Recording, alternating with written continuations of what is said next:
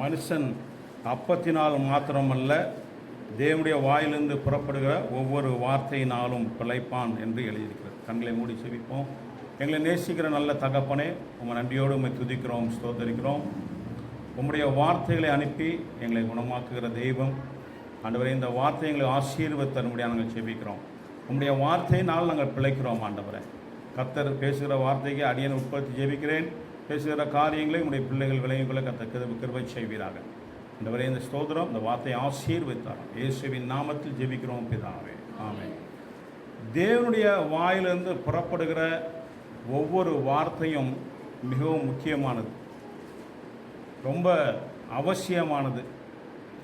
எந்த வார்த்தையும் ஆண்டவர் ஏதோ அனாவசியமாய் ஒரு வார்த்தை கூட ஆண்டவர் பேச மாட்டார். அவருடைய வார்த்தையில் வல்லமை இருக்கிறது. அவர் ஒரு வார்த்தை சொல்லிட்டாலும் அது கிரியை நடப்பிக்கும். அதனால் அவருடைய வார்த்தை எதுவுமே ஆண்டவர் ஒரு வார்த்தை கூட அவர் அனாவசியமாய் அவருடைய வாயிலிருந்து வராது. அவ்வளோ முக்கியத்துவம் வாய்ந்ததாக இருக்கிறது ஒவ்வொரு வார்த்தையும். பாருங்கள், சகல பிரஸ்தாபத்தை பார்க்கலாம். சங்கீதம் 138:2 வாசிக்கும் போது சகல பிரஸ்தாபத்தை பார்க்கலாம் தம்முடைய வார்த்தையை மகிமைப்படுத்தியிருக்கிறார். எல்லா பிரஸ்தாபத்தை, எல்லா காரியத்தை பார்க்கலாம் ஆண்டவர் அவருடைய வார்த்தையை மகிமைப்படுத்தி வைத்திருக்கிறார் என்று சொல்லப்பட்டிருக்கிறது. அப்போ ஆண்டவர் அவருடைய வார்த்தைக்கு அதிக முக்கியத்துவம் கொடுக்கிறார், கர்த்தருடைய வார்த்தைக்கு. இப்போ ஏசாயா 45:19 வாசிக்கலாம்.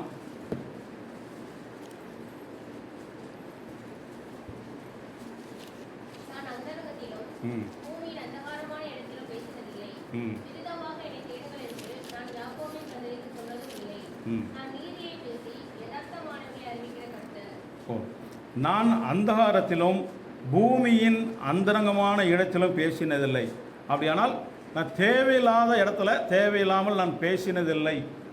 எங்கெல்லாம் அவசியமாக இருக்கிறதோ அங்கே தான் பேசுகிறேன். யதார்த்தமானவைகளை அறிவிக்கிற கர்த்தர் என்று சொல்லப்பட்டிருக்கிறது.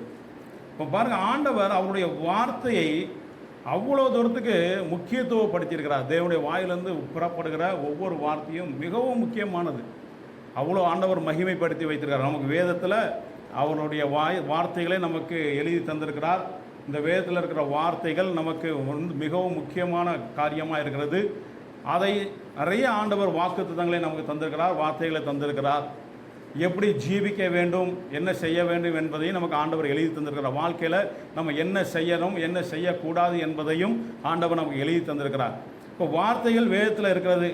அந்த வார்த்தையை நம்ம வாசித்து யார் ஏற்றுக்கொள்கிறார்களோ, யார் விசுவாசிக்கிறார்களோ, யார் கீழ்ப்படுகிறார்களோ அவர்களுடைய வாழ்க்கையில் தான் அந்த வார்த்தை கிரியை செய்யுமே ஒழிய, சும்மா மேற்போக்காய் நம்ம வாசித்து அதை அப்படியே காதில் வாங்கிட்டு விட்டுருவங்க வாழ்க்கையில் அந்த வார்த்தைகள் கிரியை செய்யாது. ஏன் வேதத்தை எல்லாரும் வாசிக்கிறாங்க. தேவனுடைய பிள்ளைகள் மாத்திரமல்ல, அஞ்ஞானிகளும் வாசிக்கிறார்கள், பிற மதத்தவர்களும் வாசிக்கிறார்கள், இல்லைன்னா அந்த தெய்வமே இல்லை என்று சொல்லக்கூடியவர்களும் வாசிக்கிறார்கள். அதில் என்ன சொல்லப்பட்டிருக்கிறது, பல பேர் பலவிதமான கண்ணோட்டத்தோடு அவர்கள் வேதத்தை வாசிக்கிறார்கள். எல்லாரும் வாசிக்கிறார்கள். சிலர் குற்றம் கண்டுபிடிப்பதற்காக வாசிக்கிறார்கள். ஆனால் யார் தேவனுடைய வார்த்தையை வாசித்து அதை முழுமையாக ஏற்றுக்கொண்டு அதை விசுவாசித்து அதன்படி நடக்கிறார்களோ அவர்களுடைய வாழ்க்கையில் தான் வார்த்தைகள் கிரியை செய்யுமே ஒழிய, வாசிக்கிற எல்லாருடைய வாழ்க்கையிலும் இந்த வார்த்தை கிரியை செய்யாது. அவர்கள் ஏதோ ஒரு புத்தகத்தை வாசிக்கிறது போல தான் மற்றவர்கள் வாசிப்பார்கள். ஏதோ எழுதப்பட்டிருக்கிறது, ஏதோ சரித்திரம், ஏதோ வரலாறு இருக்கிறது என்பதை போல தான் வாசிப்பார்கள். ஆனால் தேவனுடைய பிள்ளைகள் அப்படி இல்லை. கர்த்தர் இந்த வார்த்தைகளை எனக்காக எழுதி வைத்திருக்கிறார், என்னுடைய வாழ்க்கைக்காக அந்த ஆண்டவர் எழுதி வைத்திருக்கிறார், என்னுடைய நித்திய ஜீவனுக்காய் இதை எழுதி வைத்திருக்கிறார் என்று நம்ம விசுவாசித்து அதை நம்ம வாசித்து அதை நம்முடைய வாழ்க்கையில் நம்ம ஏற்றுக்கொள்ளும் போது, அதன்படி நம்ம நடக்கும்போது தேவனுடைய வார்த்தைகள் நமக்கு அந்த நிறைவேறுகிறதே காணப்படும். நம்ம வாழ்க்கையில் அது கிரியை செய்கிறதாய் காணப்படுகிறது என்று பார்க்கிறோம். அப்போ ஆண்டவருடைய வார்த்தைக்கு இவ்வளோ முக்கியத்துவம் கொடுத்துருக்காரு. அப்போ மனுஷனுடைய வார்த்தைக்கு ஆண்டவர் அது முக்கியத்துவத்தை எதிர்பார்க்கிறார்.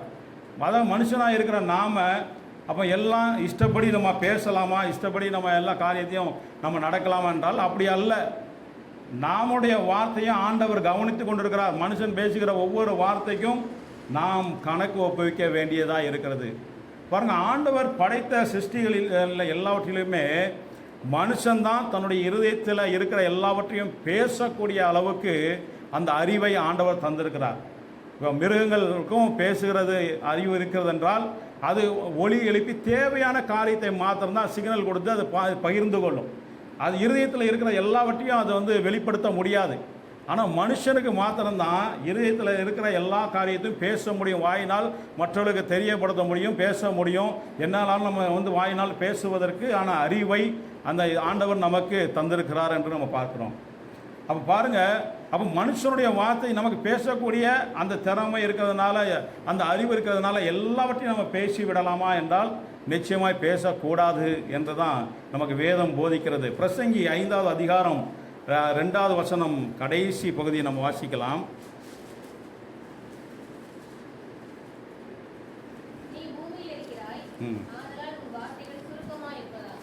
நீ பூமியில் இருக்கிறாய், ஆகையால் உன் வார்த்தைகள் சுருக்கமாக இருப்பதாக. அதாவது வாய்க்கு வந்தது எல்லாவற்றையும் நம்ம இஷ்டத்துக்கு நம்ம பேசுவது தேவனுக்கு பிரியம் அல்ல. எல்லாவற்றையும் நம்ம பேச தெரியும் என்பதற்காக எல்லாவற்றையும் பேசுவது, எல்லாவற்றையும் நம்ம எல்லாரையும் குற்றப்படுத்துவது, இல்லைன்னா நம்ம மற்றவர்கள் புண்படுகிற அளவுக்கு பேசுவது, தவறான காரியங்களை பேசுவது, தேவையில்லாத கிளவி பேச்சுகளை பேசுவது, இல்லைன்னா கெட்ட வார்த்தைகளை பேசுவது, இதெல்லாம் ஆண்டவர் விரும்புகிற காரியம் அல்ல. எபேசியர் 4வது அதிகாரம் 29வது வசனத்தை வாசிக்கலாம்.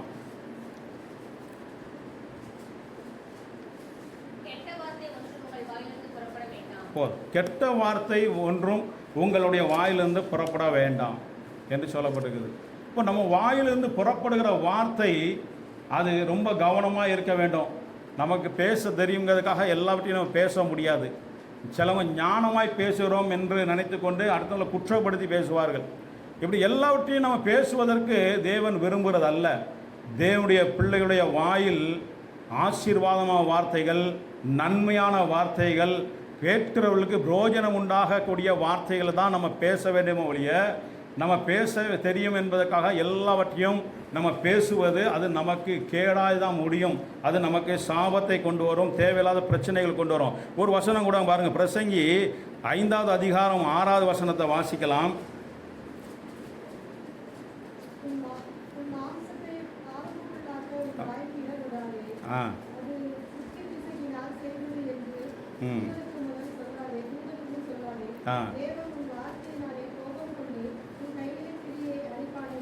போதும் பாருங்க. உன் மாம்சத்தை பாவத்துக்குள்ளாக உள்ளாக்க உன் வாய்க்கு இடம் கொடாதே என்று சொல்லப்பட்டிருக்குது. நம்ம பேசுகிறது நம்மளை பாவத்துக்குள்ளாக்கும் என்பதை நம்ம அறிந்து கொள்ளணும். பேசுகிற ஒவ்வொரு வார்த்தையும் நம்மளை பாவத்துக்குள்ளாக தள்ளும், பாவத்துக்கு அது வழிவகுக்கும் என்பதை நம்ம அறிந்து கொண்டு நம்ம பேச வேண்டியது அவசியமாக இருக்கிறது. தேவன் உன் வார்த்தைகளினாலே கோபம் கொண்டு உன் கைகளின் கிரியைகளை அழிப்பானேன் என்று சொல்லப்பட்டிருக்கிறது. இப்போ நம்ம பேசுகிற வார்த்தையினால் ஆண்டவர் கோபம் கொண்டு நம்முடைய கைகளின் கிரியை பிரயாசத்தை அழிப்பார் என்று சொல்லப்பட்டிருக்குது. அப்போ நம்ம பேசுகிறதுல ரொம்ப கவனமாக இருக்க வேண்டும்.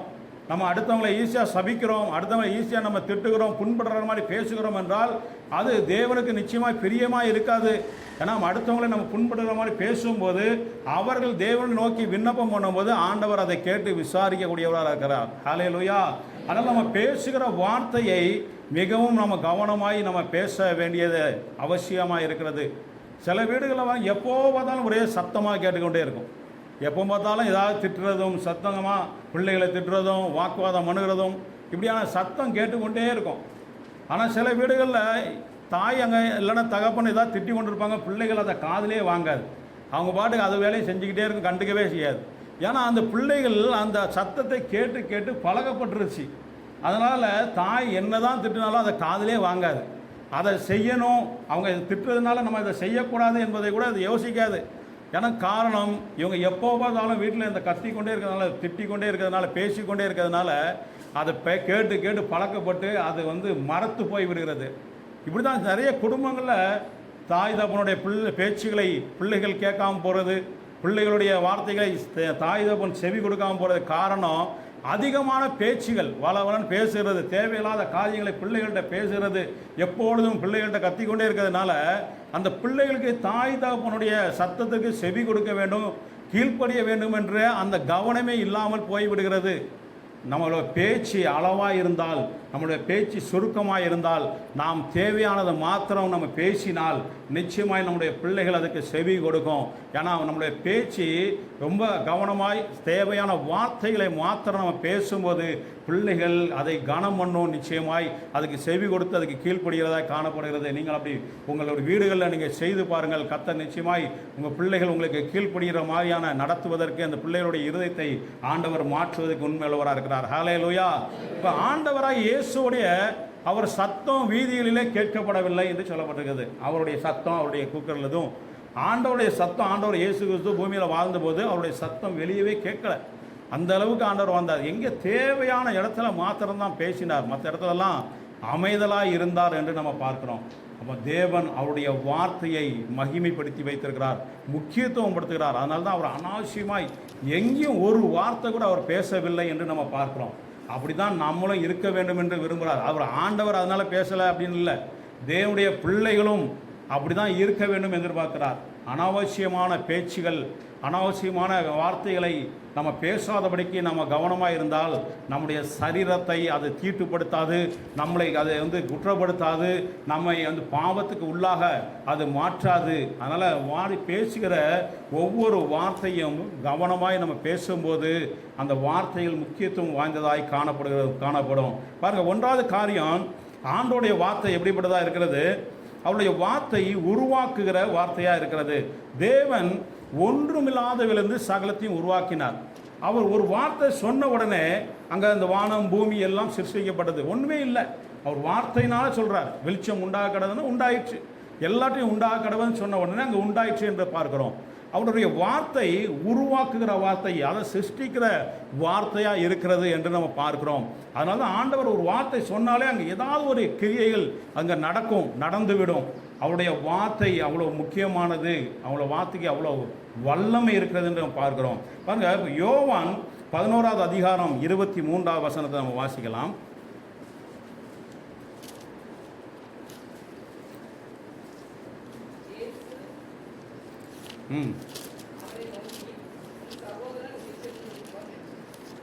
யோவான் 11:43, லாசருவே வெளியே வா.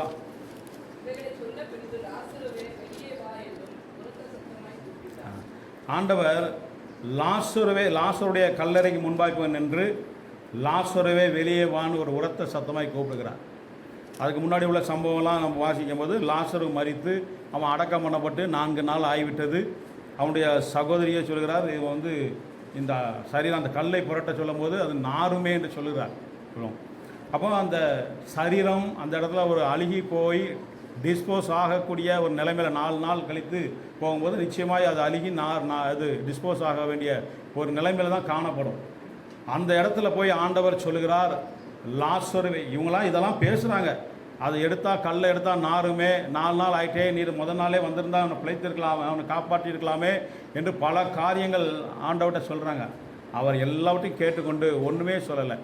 அவர் அந்த கல்லை புரட்ட சொல்லிட்டு உடனே லாசருவே வெளியே வா என்று சொல்லி ஒரு வார்த்தையை மாத்திரம் சொல்லுகிறார். பாருங்க, அந்த லாசரு வெளியே வா என்று சொல்லி ஆண்டவராகிய இயேசுடைய வாயிலிருந்து புறப்பட்ட அந்த வார்த்தை நேராக மரித்து போய் அங்கே அடக்கம் பண்ணிட்டு இருந்த அந்த அவனுடைய லாசருடைய சரீரத்தை அது உருவாக்கினது என்று நம்ம பார்க்கிறோம். அது அந்த டிஸ்போஸ் ஆன சரீரம் அந்த 4 நாளான கெட்டுப்போன ஒரு சரீரத்தை உயிர் கொடுத்தது என்று நம்ம பார்க்கிறோம். அவருடைய வார்த்தையில் அவ்வளோ வல்லமை இருக்கிறது. ஆண்டவருடைய வார்த்தை அவ்வளோ முக்கியத்துவம் வாய்ந்ததாக இருக்கிறது. எப்படி நீங்கள் வேறு எந்த தெய்வத்தோடைய காரியத்தை நீங்கள் வந்து ஆராய்ந்து பார்த்தாலும், வேதங்களை ஆராய்ந்து பார்த்தாலும் இப்படிப்பட்ட சம்பவங்கள் எந்த இடத்துலையும் பதிவு செய்யப்படவில்லை. மரித்த லாசருவை 4 நாள் கழித்து உயிரோடு எழுப்பினது வேதத்தில் மாத்திரம்தான், பைபிளில் மாத்திரம்தான் இருக்கும். இப்படிப்பட்ட சம்பவம் வேறு எந்த மதத்துலையும் எந்த இடத்துலையும் சொல்லப்படலை. அவ்வளோ தூரத்துக்கு ஆண்டவருடைய வார்த்தை முக்கியத்துவம் வாய்ந்ததாய் காணப்படுகிறது. ஆண்டவருடைய ஒரு வார்த்தை வந்தால் போதும், நம்முடைய வாழ்க்கை உயிர்ப்பிக்க முடியும். நம்ம ஒருவேளை நம்மளுடைய வாழ்க்கை எனக்கு இன்னும் என்ன ஆக போகிறது, என்னுடைய சரீரம் மரித்து போன நிலைமையில் இருக்குது, என்னுடைய வாழ்க்கையை மரித்து போன நிலைமையில் இருக்குது, எல்லாம் முடிந்து போன நிலைமையில் இருக்கிறது என்று சொல்லி கூட நம்ம நினைத்து கொண்டு இருக்கலாம். ஆனால் தேவனுடைய வார்த்தை நம்ம நிச்சயமாய் உயிர்ப்பிக்கக்கூடியதாக இருக்கிறது என்பதை நம்ம ஒருபோதும் மறந்து விடக்கூடாது. ஆபிரகாமை ஆண்டவர் 100வது வயதில் பலப்படுத்தின தேவன், அவரை சரீரத்தை பலனடைய செய்து இந்த வாக்குத்தத்தன் பிள்ளையை பெற்றெடுக்கும்படி செய்த தேவன் அவர். அதனால் எந்த சூழ்நிலையில், எந்த இடத்துல, எந்த வயதிலும் தேவனால் நம்மை ஆசீர்வதிக்க முடியும். அவருடைய ஒரு வார்த்தை வந்தால் போதும், அந்த வார்த்தை நம்மளை குணமாக்குகிறதாய் காணப்படுது, உருவாக்குகிறதாய் காணப்படுது, சிருஷ்டிக்கிறதாய் அவருடைய வார்த்தை காணப்படுகிறதாய் இருக்கிறது என்பதை நம்ம ஒருபோதும் மறந்து விடக்கூடாது. பாருங்கள், மத்தேயு 12வது அதிகாரம் 13வது வசனம்.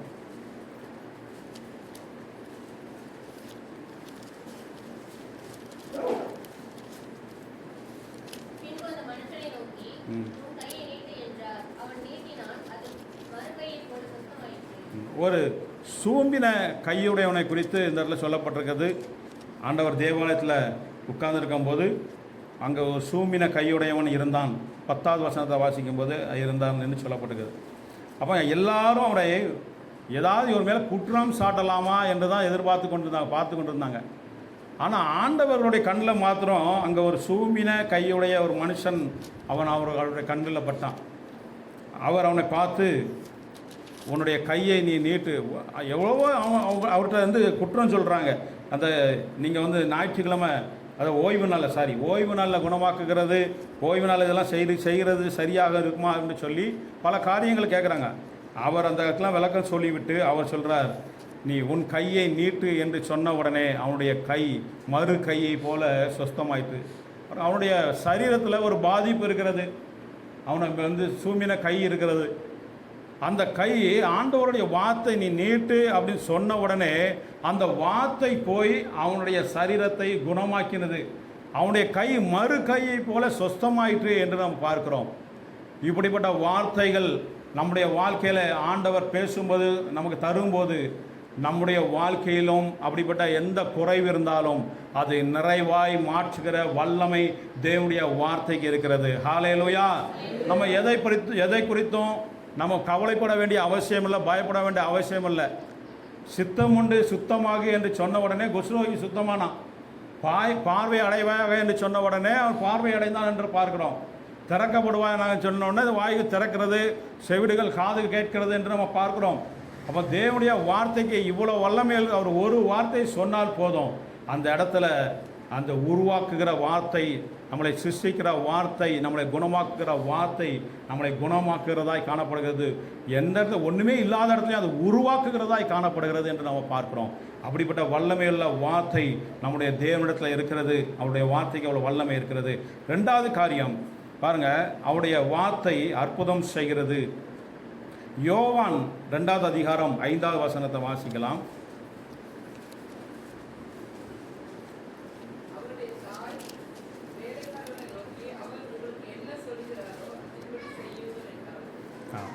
அவர் உங்களுக்கு என்ன சொல்லுகிறாரோ அதன்படி செய்யுங்கள். கானாவூர் கல்யாணத்தில் நடக்கிற ஒரு சம்பவம், அவர்கிட்ட அந்த இடத்துல திராட்சரசம் குறைவுபட்டது, எல்லாருக்கும் தெரிந்த சம்பவம் தான்.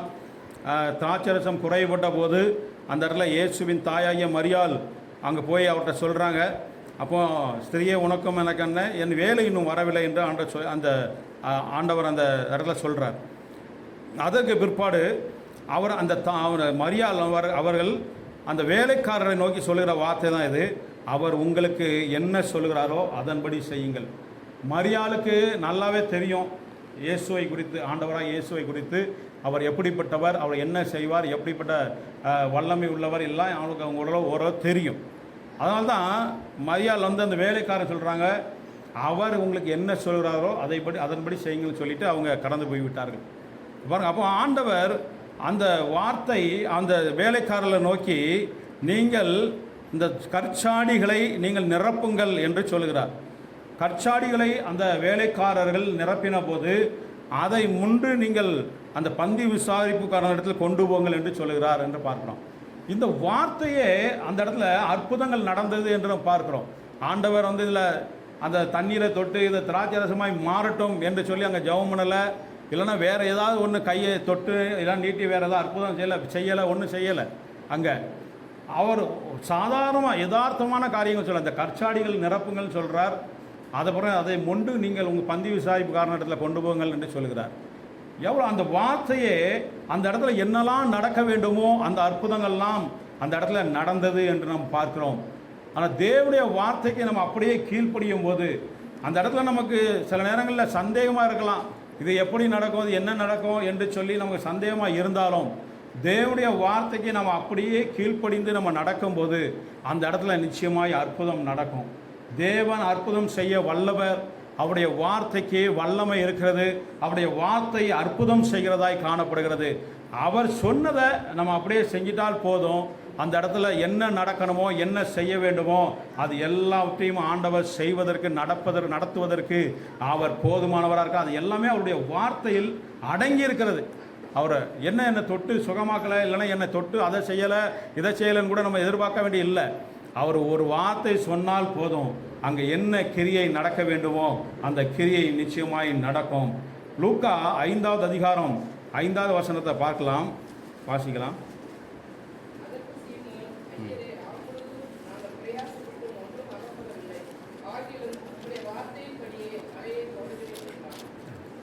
பாருங்க, சீமோன் அந்த இடத்துல முழுதும் பிரயாசப்பட்டு விட்டு அவர் காலையில் வந்து அந்த கரையில் வந்து அவர் அந்த வலையை அலசி கொண்டிருக்கிற அந்த நேரத்தில் ஆண்டவராய் இயேசு அந்த படகுல ஏறி அவர் போதனை பண்ணுகிறார்.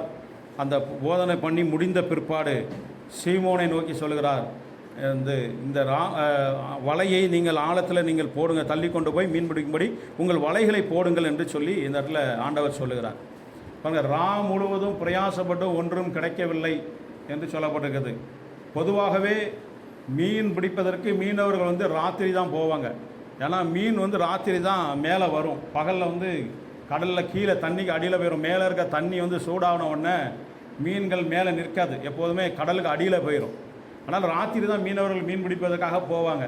இதெல்லாம் இவங்களுக்கு எல்லாமே தெரியும். பேதுருக்கு எல்லாம் ராத்திரி முழுவதும் பிரயாசப்பட்டு விட்டு அந்த மீன் ஒன்றுமே கிடைக்காதனால அவங்க கரையில் வந்து உட்கார்ந்து வலையை அவங்க அலசி கொண்டு இருக்கிறார்கள். அந்த நேரத்தில் தான் ஆண்டவராக இயேசு அந்த படகுல ஏறி அவர் வந்து பேசி கொண்டிருக்கிறார். அந்த பேசி முடித்ததுக்கு பிற்பாடு அவர் அந்த படகை தள்ளி கொண்டு போய் நீங்கள் வலையை போடுங்கள் என்று சொல்லுகிறார். அப்போ தான் பேதுரு சொல்லலாம், முழுவதும் நான் பிரயாசப்பட்டோம், எங்களுக்கு ஒன்றுமே கிடைக்கலையே, நீர் பகல் நேரத்தில் காலை வேளையில் போய் மீன் பிடிக்கிறதுக்கு வலையை போடுங்கள் என்று சொல்கிறீரே, இந்த நேரத்தில் மீன் ஒன்றும் அகப்படாதே என்று. இது உலக ஞானத்தினால அவள் பேசுகிற காரியம். ஏன்னா பேதுரு மீன் பிடிக்கிற தொழில் செய்கிறவர், அவருக்கு மீன் பிடிக்கிற அனுபவம் இருக்கிறது. உலக ஞானத்தின்படி அவர் பேசுகிறார். அவர் சொல்லுகிறது சரியான காரியமாக தான் இருக்கிறது. ஆனாலும் அவர் சொல்கிறார், ஆகிலும் உம்முடைய வார்த்தையின்படியே நான் வலையை போடுகிறேன் என்று சொல்லி பேதுரு அந்த வார்த்தைக்கு கீழ்ப்படிந்து அவர் செய்தபோது அவர் திரளான மீன்களை வலையை கிழிந்து போகத்தக்கதாய் அவர்கள் மீன்களை பிடித்தார்கள் என்று நம்ம பார்க்கிறோம். இதுதான் அவருடைய வார்த்தை அற்புதம் செய்கிற வார்த்தையாக இருக்கிறது. ஹல்லேலூயா. அந்த சூழ்நிலைகள்லாம் எதிராக இருக்கிறது, சாதகமாக இல்லை. மீன் பிடிக்க அந்த சூழ்நிலை, காலையில் மீன் பிடித்தாலும் மீன் கிடைக்காது, வராது, எல்லாம் பேதுருக்கு தெரியும். பேதுரு அதில் ரொம்ப அனுபவம் உள்ள மனுஷன்தான். ஆனாலும் சொல்லுகிறார், ஆண்டவர் பேசி கொண்டிருந்த அந்த வார்த்தைகளை கேட்டுக்கொண்டிருந்த பேதுருக்குள்ளே ஏதோ ஒரு கிரியை நடக்கிறது. அவர் பேதுருக்கு அந்த வார்த்தை மேல் ஒரு வார்த்தை மேல் நம்பிக்கை வருகிறது. அதான் சொல்ற, உம்முடைய வார்த்தையின்படியே நான் வலையை போடுகிறேன் என்று சொல்லி அவர் வலையை போட்டார். அந்த இடத்துல திரளான மீன்களை பிடித்தார் என்று நம்ம பார்க்கிறோம். அவருடைய வார்த்தைக்கு அப்படியே நம்ம கீழ்ப்படிந்தால், நம்ம சூழ்நிலைகளை பார்க்காமல், சூழ்நிலை எப்படி இருக்கிறது, இது எப்படி நடக்கும், இதெல்லாம் நடக்க வாய்ப்பு இல்லையே அப்படின்னு சொல்லி நம்ம சுய ஞானத்திலும் உலக ஞானத்தை வைத்துக்கொண்டு நம்ம யோசிக்காமல், ஒருவேளை கர்த்தர் உங்களுக்கு ஒரு வார்த்தையை சொன்னாரானால் அந்த வார்த்தைக்கு நீங்கள் அப்படியே நீங்கள் கீழ்ப்படுவீர்களானால் நிச்சயமாகவே அந்த இடத்துல அற்புதம் நடக்கும். அந்த இடத்துல ஆண்டவர் கிரியை செய்வதற்கு போதுமானவர். அவருடைய வார்த்தை உங்களுக்கு அற்புதத்தை நடப்பிக்கும் நிச்சயமாய். அதனால் நம்ம சூழ்நிலைகளை பார்த்து நம்ம கலங்க பயப்பட தேவையில்லை, எதையும் யோசிக்க தேவையில்லை. இதெல்லாம் நடக்குமா நடக்காதா என்று நம்ம வந்து சந்தேகப்பட தேவையில்லை. அவருடைய வார்த்தையை குறித்து நம்ம சந்தேகப்படாமல் அப்படியே நம்ம கீழ்ப்படியும் போது அந்த இடத்துல அற்புதம் நடக்கிறதாய் காணப்படுகிறது. ஹல்லேலூயா. மூன்றாவது காரியம், அவருடைய வார்த்தைகள் சத்தியம் உள்ளவர்களாக இருக்கிறது என்று பார்க்கிறோம். பாருங்க, யோவான் 17வது அதிகாரம் 17வது வசனம்.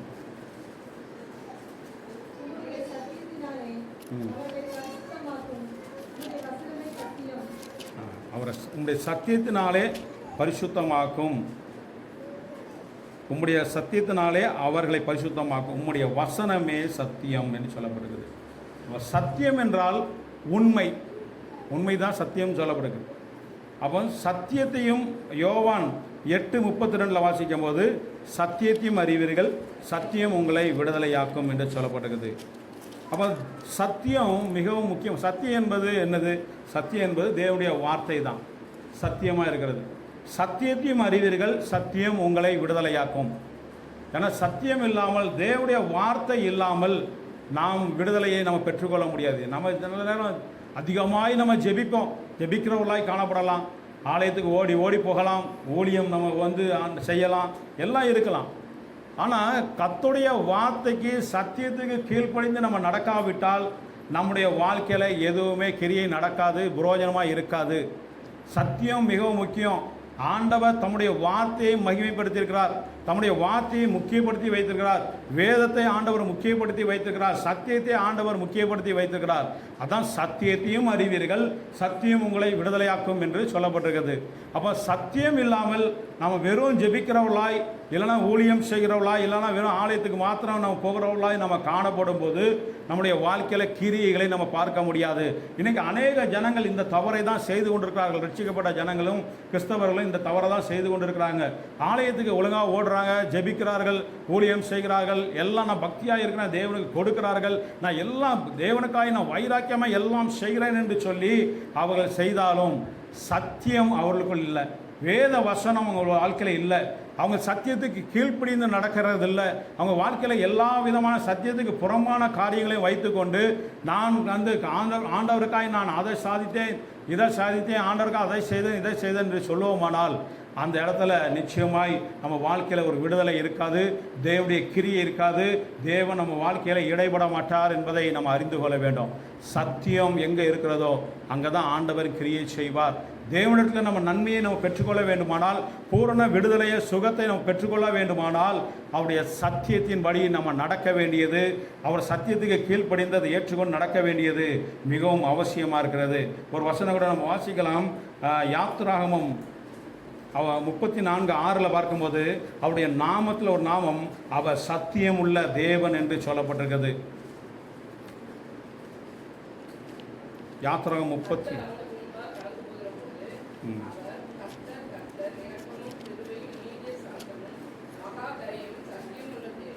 சத்தியமுள்ள தேவன் அவர், அவருடைய நாமங்களில் ஒன்று அவர் சத்தியமுள்ள தேவன். அதனால் சத்தியத்துக்கு ஆண்டவர் மிகவும் முக்கியத்துவம் கொடுத்திருக்கிறார் என்று நம்ம பார்க்கிறோம். சத்தியம் நம்ம வாழ்க்கையில் இருக்க வேண்டியது மிகவும் அவசியமாக இருக்குது. ஒரு வசனம் கூட பாருங்கள், 2 சாமுவேல் 7வது அதிகாரம் 28வது வசனம்.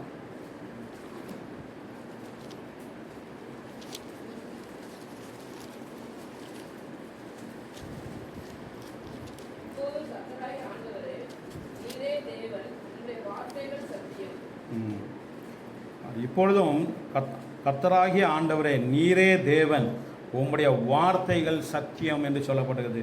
அவருடைய வார்த்தைகள் சத்தியமாக இருக்கிறது, அவருடைய வார்த்தைகள் உண்மை உள்ளதாக இருக்கிறது. நமக்கு இந்த வேதத்தை மற்ற எந்த வேதத்தோடு நீங்கள் ஒப்பிட்டு பார்த்தாலும் சரி, வேதத்தில் இந்த அளவுக்கு உண்மையான சம்பவங்கள் வேறு இடத்துல எதுலேயுமே நீங்கள் படிக்க முடியாது, சத்தியத்தை நம்ம பார்க்கவே முடியாது. ஏதோ மனுஷர்கள் அவங்களுடைய இதயத்தில் தோன்றின ஞானத்தின்படி நிறைய காரியங்களை எழுதி வைத்திருக்கிறார்கள். ஆனால் வேதம் நடந்த காரியத்தை, உண்மையை, சத்தியத்தை, கர்த்தருடைய வார்த்தையை அப்படியே பதிவு செய்யப்பட்டிருக்கிறது. அதனால தான் இது சத்தியம் என்று சொல்லப்பட்டிருக்கிறது. தேவனுடைய வார்த்தை சத்தியமாக இருக்கிறது. பாருங்கள், அடுத்த காரியம், 4வது காரியம், மார்க் 1வது அதிகாரம் 22வது வசனத்தை வாசிக்கலாம்.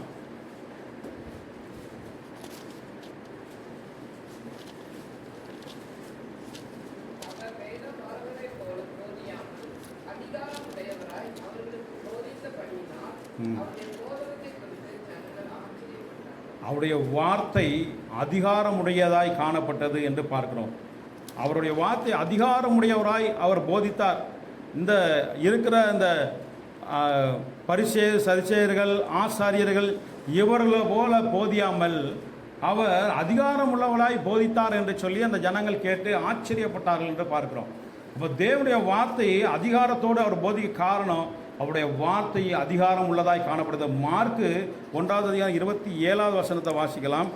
எல்லாரும் ஆச்சரியப்பட்டு, இது என்ன? இந்த புதிய உபதேசம் எப்படிப்பட்டது? இவர் அதிகாரத்தோட அசுத்தாவிகளுக்கு கட்டளையிடுகிறார். அவைகள் இவருக்கு கீழ்ப்படிகிறதே என்று தங்களுக்குள்ளே ஒருவரோடொருவர் சொல்லிக் கொண்டார்கள். அவருடைய வார்த்தை அதிகாரம் உள்ளதாய் காணப்பட்டபடியினால்தான் பிசாசுகளும் அவருடைய வார்த்தைக்கு பயந்து நடுங்கி கொண்டிருந்தது என்று நம்ம பார்க்கிறோம். ஆண்டவர் பிசாசுகளை ஒரு வார்த்தை புறப்பட்டு போன்னு சொன்ன உடனே போவது காரணம் அவருடைய வார்த்தையில் அதிகாரம் இருந்தது என்று நம்ம பார்க்கிறோம். மார்க்கு 4வது அதிகாரம் 39வது வசனத்தை வாசிக்கலாம். அவர் எழுந்து காற்றை அதட்டி கடலை பார்த்து, இறையாதே, அமைதலாய் இரு என்றார். அப்பொழுது காற்று நின்று போய் மிகுந்த அமைதல் உண்டாயிற்று. பாருங்க, காற்றும் கடலையும் ஆண்டவர் அதட்டினார் என்று நம்ம பார்க்கிறோம். அவர் இந்த 41வது வசனத்தை அவர்கள் மிகவும் பயந்து, இவர் யாரோ, காற்றும் கடலும் இவருக்கு கீழ்ப்படுகிறது என்று ஒருவர் சொல்லி கொண்டார்கள் என்று சொல்லப்படுகிறது. அப்புறம் அவருடைய வாயிலிருந்து வருகிற வார்த்தைகள் அதிகாரமுடையதாய் காணப்படுகிறது. அவர் ஒரு வார்த்தை சொன்னால் போதும், அது அதிகாரமுடையதாக இருக்கப்படினால்தான் காற்றும் கடலும் கூட அவருடைய வார்த்தைக்கு கீழ்ப்படிந்து அது அமைதலாயிற்று என்று பார்க்கிறோம். இயற்கைகளும் அவருக்கு கீழ்ப்படிவ காரணம் கர்த்தருடைய வார்த்தை மிகவும் அதிகாரமுடையதாய் காணப்படுகிறதாக இருக்கிறது. 5வது காரியம், கிரியை செய்யும் வார்த்தை. ஏசாயா 55:11 நம்ம வாசிக்கலாம். அப்படியே என் வாயிலிருந்து புறப்படும் வசனமும் இருக்கும். அது வெறுமையாய் என்னிடத்திற்கு திரும்பாமல், அது நான் விரும்புகிறதை செய்து நான் அதை அனுப்பின காரியம் ஆகும்படி வாய்க்கும். நான் அனுப்பின வார்த்தைகள் அது வெறுமையாய் திரும்பாமல், நான் விரும்புகிறதை செய்து அதை அனுப்பின காரியம் ஆகும்படி வாய்க்கும் என்று சொல்லப்பட்டிருக்குது. இந்த வார்த்தையை குறித்து சிலர் சொல்லும்போது இது ஆண்டவர் வேறு காரியத்துக்காக சொன்னார், இதற்காக சொல்லலைன்னு சொல்லி பேசுகிறாங்க. எதாக இருந்தாலும், நன்மையாக இருந்தாலும் தீமையாக இருந்தாலும், ஆண்டவருடைய வாயிலிருந்து புறப்படுகிற வார்த்தை எங்கள் கிரியை நடப்பிக்கும், அந்த இடத்துல வேலை செய்யும். கிரியை இல்லாமல் அந்த வார்த்தை, ஆண்டோடைய வாயிலிருந்து புறப்பட வார்த்தை கிரியை இல்லாமல் வீணாய் போகாது. அவர் என்ன சொல்கிறார்? என் வாயிலிருந்து புறப்படும் வசனமும் இருக்கும், அது வெறுமையாய் என்னிடத்தில் திரும்பாமல், அது நான் விரும்புகிறதை செய்து நான் அதை அனுப்பின காரியம் வாய்க்கும் என்று சொல்கிறார். தேவன் என்ன காரியத்துக்காக எந்த வார்த்தையை சொல்லுகிறாரோ அந்த வார்த்தை நிச்சயமாய் கிரியை நடப்பிக்கும். தேவனுடைய வாயிலிருந்து புறப்படுகிற வார்த்தை அது வெறுமையாய் போகாது ஒருபோதும். ஏதாவது அந்த என்ன காரியத்துக்காக அனுப்புகிறாரோ, என்ன காரியத்து நடக்கும்படி ஆண்டவர் பேசினாரோ, அந்த வார்த்தையை ஆண்டவர் சொன்னாரோ, அந்த கிரியை நிச்சயமாய் அந்த இடத்துல சம்பவிக்கும், நடக்கும். அதனால் தேவனுடைய வார்த்தை கிரியை செய்கிற வார்த்தையாய் காணப்படுகிறது. மார்க் 5வது அதிகாரம் 8வது வசனத்தை வாசிக்கலாம்.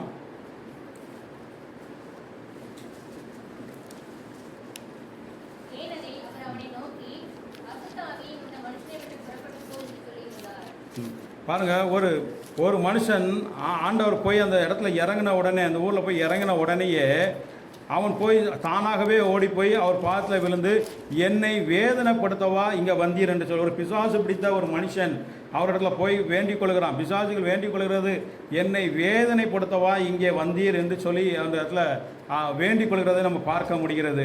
அப்போ பாருங்கள், ஆண்டவர் அந்த இடத்துல அந்த பிசாசை வெளியே புறப்பட்டு போகும்படி சொல்லி இருந்தார். அவர் வார்த்தையை சொல்லிட்டார். அந்த மனுஷனை பார்த்து, அவனுக்குள்ள இருக்கிற ஆவிகளை பார்த்து, பிசாசை பார்த்து, நீ வெளியே புறப்பட்டு போ என்று சொல்லிவிட்டார். அதற்கு மேலே அவருடைய வார்த்தையை மீறி பிசாசால் அங்கே இருக்க முடியாது. எப்படியாவது அவன் போய் தான் ஆகணும். அதனால் அந்த இடத்துல அந்த வார்த்தைக்கு அவ்வளோ வல்லமையும், அந்த கிரியை செய்கிற வார்த்தை புறப்பட்டு வந்தபடினால் வேறு அவன் அந்த இருக்க முடியாதனால அவன் போய் ஆண்டவர்கிட்ட விண்ணப்பம் பண்ணுகிறான். என்னை வேதனைப்படுத்தவா வந்தீர் என்று சொல்லி கேட்டு, நான் இந்த பண்டிகூடத்தில் போகும்படி எனக்கு கட்டளையிடும் சொல்லி அவன் கேட்கறதை நம்ம பார்க்க முடியும். பாருங்க, அப்போ தேவனுடைய வார்த்தை அங்கே வந்துட்டுனாலே அங்கே ஏதாவது ஒரு கிரியை நடக்கும். அது சாதாரணமாய் அது முடிந்து போகாது. அதான் ஆண்டவர் அனாவசியமாகவோ தேவையில்லாமல் ஒரு வார்த்தை கூட எங்கேயுமே அவர் பேசுகிறதை பார்க்க முடியாது. பேச மாட்டார். அவர் தேவையான சொல்வார். புறப்பட்டு போனால் அங்கே அதுக்கு மேலே அவனுக்கு அதிகாரம் இல்லை. பிசாசுக்கு அங்கே இருக்க முடியாது. அதனால் தானாகவே அவன் கிளம்பி போய்விட்டான் என்று நம்ம பார்க்குறோம். அப்படிப்பட்ட கிரியை செய்கிற வார்த்தையை தான் தேவன் பேசுகிறார். பாருங்கள், 6வது காரியம், கிருபை உள்ள வார்த்தைகள். லூக்கா 4வது அதிகாரம் 22வது வசனம்.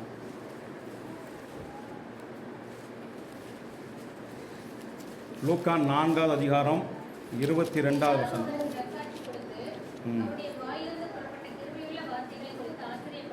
இவர் யோசேப்பின் குமாரன் அல்லவா என்றார்கள். பாருங்க, ஆண்டவர் பேசி கொண்டிருந்ததை கேட்கும் போதே அந்த ஜனங்களுக்கு ஒரு இனிமையாக இருந்தது. கிருபையுள்ள வார்த்தைகள் அவருடைய வாயிலிருந்து புறப்பட்டு வந்தது என்று பார்க்கிறார்கள். இப்படிப்பட்ட இவன் சாதாரண ஒரு மனுஷன், யோசேப்பின் குமாரனை எப்படி இப்படிலாம் பேச முடிகிறது? அவங்களுடைய எண்ணம் பூரா வேறு மாதிரி வேலை செய்கிறது. அவருடைய வாயிலிருந்து புறப்படுகிற வார்த்தை கிருபையுள்ள வார்த்தைகளாக இருந்தது. லூக்கா 10வது அதிகாரம் 42வது வசனத்தில் மரியாள் தேவனுடைய பாதத்தில் உட்கார்ந்து அவள் தேவனுடைய வார்த்தையை அவள் கேட்டுக்கொண்டிருந்தால் என்று நம்ம பார்க்கிறோம். 39வது வசனம், 10வது அதிகாரம் 39வது வசனத்தை வாசிக்கலாம். அவளுக்கு மரியாள் எனப்பட்ட ஒரு சகோதரி இருந்தாள். அவள் இயேசுவின் பாதத்தருகே உட்கார்ந்து அவருடைய வசனத்தை கேட்டுக்கொண்டிருந்தாள். அவளுக்கு அவருடைய வார்த்தை ஒரு இனிமையான வார்த்தை, கிருபையுள்ள வார்த்தையாக இருந்தது. தேவன் பேசுகிறதை அவர் கேட்கும்போது அதை விட்டு அவளால் விலக முடியல, போக முடியல. ஆண்டோடைய பாதத்தில் உட்கார்ந்து அவள் அந்த வார்த்தைகளை, தேவனுடைய வார்த்தைகளை கேட்டுக்கொண்டிருந்தார் என்று நாம் பார்க்கிறோம். அதனால்தான் தேவையானது ஒன்று, ஆண்டவர் சொல்ல தேவையானது ஒன்று, மரியாள் தன்னை விட்டு எடுபடாத நல்ல பங்கை தெரிந்து கொண்டால் தேவனுடைய வாயிலிருந்து புறப்படுகிற ஒவ்வொரு வார்த்தையும் அது கிருபையுள்ள வார்த்தையாக இருக்கிறது. மத்தேயு 5:2வது வசனத்தை வாசிக்கலாம்.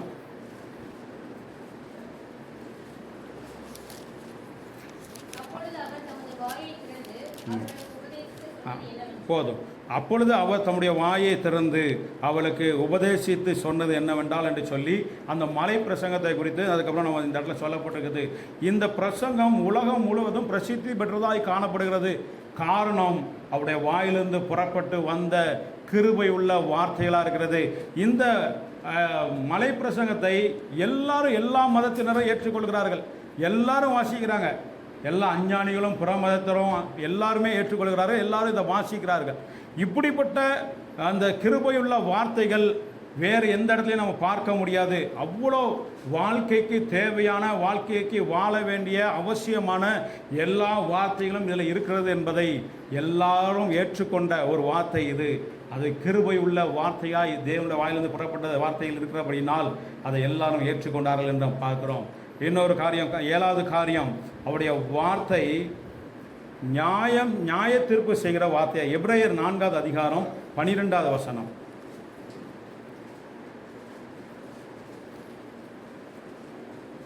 தேவனுடைய வார்த்தையானது ஜீவனும் வல்லமையும் உள்ளதாயும் இருபுறமும் கருப்புள்ள எந்த பட்டயத்திலும் கருக்கானதாயும் ஆத்துமாவையும் ஆவியையும் கண்களையும் மூளையும் பிரித்தெடுப்பதாக உருவ குத்துகிறதாயும் இருதயத்தின் நினைவுகளையும் யோசனைகளையும் வகையளிக்கிறதாயும் இருக்கிறது. தேவனுடைய வார்த்தை உருவக்குத்து, அதாவது நியாய தீர்ப்பு செய்கிற வார்த்தை அல்லது நமக்கு உணர்வடைய செய்கிற வார்த்தையாக இருக்கிறது. அவருடைய வார்த்தை சாதாரணமாக இருக்காது. ஒரு வார்த்தை வந்துட்டா அது நிச்சயமாய் நம்மளை உணர்வடைய செய்யும். ஒருவேளை நம்ம கர்த்தருக்கு பிரியமில்லாத காரியத்தை ஏதாவது நம்ம செய்து கொண்டிருப்போமானால் கர்த்தர் அவருடைய வார்த்தையை நமக்கு அனுப்பி நமக்கு எச்சரிப்பாரானால் அந்த இடத்துல உணர்வு நிச்சயமாய் உண்டாகும். அவருடைய வார்த்தை நம்மளை குத்துகிறதாய், உருவ குத்துகிறதாய் காணப்படும். அந்த இடத்துல நம்ம மனம் திரும்ப வேண்டிய ஒரு காரியம் இருக்கும். அதனால் தேவனுடைய வார்த்தை வந்து நம்மளை மனம் திரும்ப செய்கிறதாய் காணப்படுகிறதா இருக்கிறது.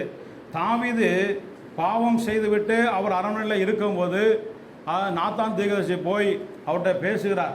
அது வரைக்கும் தாவீது தேவனுடைய மனுஷன்தான், அபிஷேகப்பட்ட மனுஷன்தான். அவர் பாவம் செய்துவிட்டு அவருக்கு அந்த உணர்வு இல்லை. நாத்தான் தீர்க்கதரிசி போய் கர்த்தருடைய வார்த்தையை சொன்ன உடனே அவருக்கு அப்போதான் உணர்வு வருகிறது, தான் கர்த்தருக்கு விரோதமான பெரிய பாவம் செய்து விட்டோம் என்ற அந்த அறிவு வருகிறது. உடனே தேவ சமூகத்தில் விழுந்து அவர் புலம்பினார் என்று நம்ம பார்க்கிறோம். அப்போ வார்த்தை, தேவனுடைய வார்த்தை சில நேரங்களில் நம்ம செய்கிறது தவறு என்பதை நம்ம அறியாமல் கூட நம்ம இருக்கலாம் சில காரியத்தை. ஆனாலும் கர்த்தருடைய வார்த்தை நமக்கு எதிராய் வந்து இது நீ செய்கிறது தவறு, இல்லைன்னா இந்த காரியம் இப்படிப்பட்டதாக இருக்கிறது என்று நமக்கு சொல்லும்போது அது நம்மை உணர்வடைய செய்கிறதாய் காணப்படுகிறது. அதையும் நம்ம செவி கொடுக்காமல் இருப்போமானால் அது நியாயத்தீர்ப்பு செய்கிற வார்த்தையாய் காணப்படும். பிற கடைசியில் நமக்கு தண்டனை வருகிறதா காணப்படும். ஆனால் தேவனுடைய வார்த்தை நம்ம வந்தால் அது நாம் உடனே மனம் திரும்ப வேண்டியது மிகவும் அவசியமாக இருக்கிறது என்று நம்ம பார்க்கிறோம். பாருங்கள், யோவான் 8வது அதிகாரம் 7வது வசனத்தை வாசிக்கலாம்.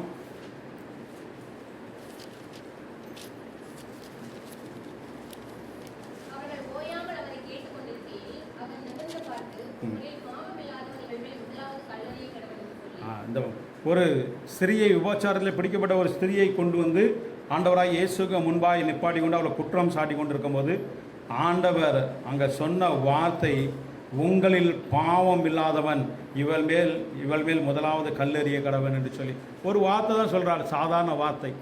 அவர் எல்லாம் உங்களுடைய பாவம்லாம் எனக்கு தெரியாதா, நீ செஞ்சதெல்லாம் தெரியாதான்ற அப்படிலாம் சொல்லலை ஆண்டவர் இந்த இடத்துல குற்றம் சாட்டுகளை பார்த்து. உங்களில் பாவம் இல்லாதவன் நீ முதலாவது கல்லெறின்னு சொன்ன உடனே அந்த வார்த்தை அவர்களை உணர்வடைய செய்தது. ஒவ்வொருத்தருக்கும் அந்த வார்த்தை அவன் செய்த பாவங்கள் நினைவு வந்தது, அவனை குத்தினது, குத்தினது என்று பார்க்குறோம். அதனால் எல்லாரும் அந்த குற்றம் சாட்டினவர்கள் ஒருவன் அந்த இடத்துல இல்லாமல் எல்லாரும் அந்த இடத்த விட்டு போய்விட்டார்கள் என்று பார்க்குறோம். இதுதான் தேவனுடைய வார்த்தை. அது நியாயத்திற்கு செய்கிறது, இல்லைன்னா நம்மளை அது உணர்வடைய செய்கிற வார்த்தையாய் காணப்படுகிறது. நாம் உணர்வடைய வேண்டியது மிகவும் அவசியமாக இருக்குது. கடைசியாக ஒரு காரியம், தேவனுடைய வார்த்தை நம்மளை தைரியப்படுத்துகிறதாய் காணப்படுகிறது. யோவான் 20வது அதிகாரம் 19வது வசனத்தை வாசிக்கலாம். வாரத்தின் முதலாம் நாள் அன்றைய தினம் சாயங்கால வேளையிலே சீஷர்கள் கூடியிருந்த இடத்தில் யூதர்கள் பயந்ததினால் கதங்கள் பூட்டியிருக்கையில் இயேசு வந்து நடுவே நின்று உங்களுக்கு சமாதானம் என்றார். ஆண்டவராக இயேசு கிறிஸ்து கல்வாரி சிலுவையில் அறையப்பட்டு அவர் உயிர்த்தெழுந்து விட்டார். அந்த நேரத்தில் அவர்கள் பயந்து போய் இந்த சீசர்கள்லாம் ரூமில் போய் அவங்க அடைத்து கொண்டு ஒரு அறையில் போய் பூட்டி கொண்டு உள்ளே இருக்கும்போது அவர்களை தைரியப்படுத்தும்படி ஆண்டவர் அந்த பூட்டின வீட்டுக்குள்ளே போய் உங்களுக்கு சமாதானம் என்றார் என்று பார்க்கிறோம். வேதத்தில் 365 தடவை பயப்படாதே என்று சொல்லப்படும் வார்த்தை இருக்கிறது என்று சொல்கிறார்கள். பாருங்க, அப்போ தேவன் நம்மை எந்த இடத்துல அநேக இடங்களில் பயப்படாதே என்று சொல்லி நம்மளை தைரியப்படுத்துகிறார். எந்த இடத்துல நமக்கு பயம் வருகிறதோ, எந்த இடத்துலலாம் நமக்கு திகைப்பு வருகிறதோ, என்ன செய்ய என்று நம்ம திகைத்து நிற்கிறோமோ அந்த இடத்துலலாம் தேவன் தம்முடைய வார்த்தைகளை அனுப்பி நம்மளை தைரியப்படுத்துகிறவராய் காணப்படுகிறார். கர்த்தருடைய வார்த்தை நம்மளை குணமாக்குகிறதா இருக்கிறது, தைரியப்படுத்துகிறதா இருக்கிறது, கிருபையுள்ள வார்த்தையாக இருக்கிறது, கிரியை செய்யும் வார்த்தையாக இருக்கிறது. அவருடைய வார்த்தையை நம்ம அப்படியே ஏற்றுக்கொண்டு அதன்படி நம்ம நடக்கும்போது கர்த்தருடைய வார்த்தை நமக்கு ஆசீர்வாதமாக இருக்கிறது.